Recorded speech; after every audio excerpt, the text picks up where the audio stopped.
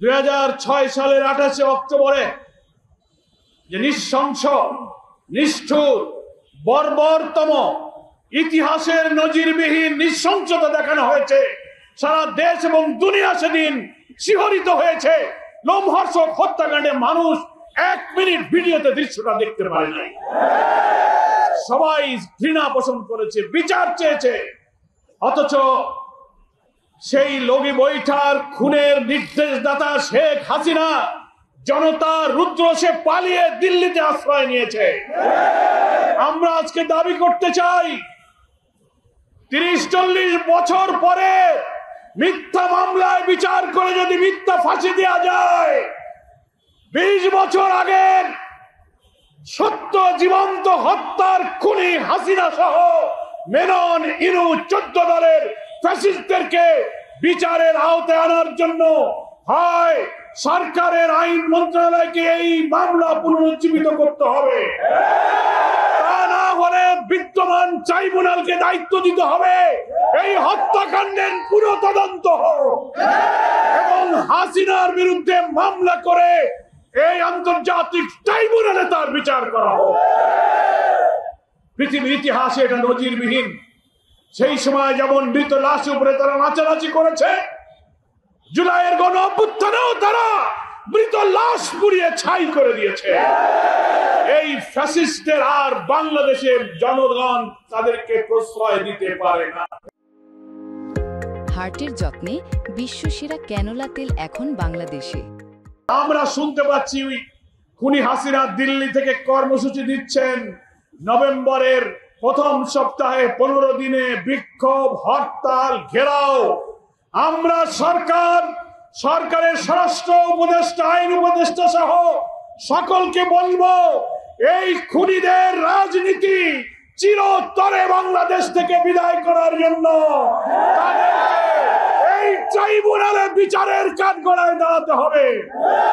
এ জাতি যদি ব্যর্থ হয়, তাহলে 2006 সালের অক্টোবরের এই হত্যার মধ্য দিয়ে সেই 6 থেকে 25, এই 19 বছরে বাংলাদেশের রাজনীতি তার গতিপথ হারিয়ে ফ্যাসিবাদের দিকে যাত্রা শুরু করেছিল।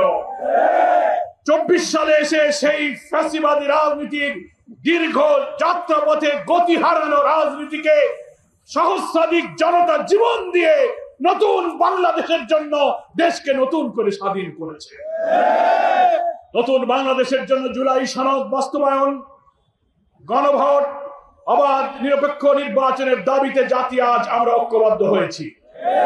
আমি বলতে চাই, জুলাই সনদ অবিলম্বে আদেশ জারি করে জাতীয় নির্বাচনের পূর্বে গণভোট দিতে হবে।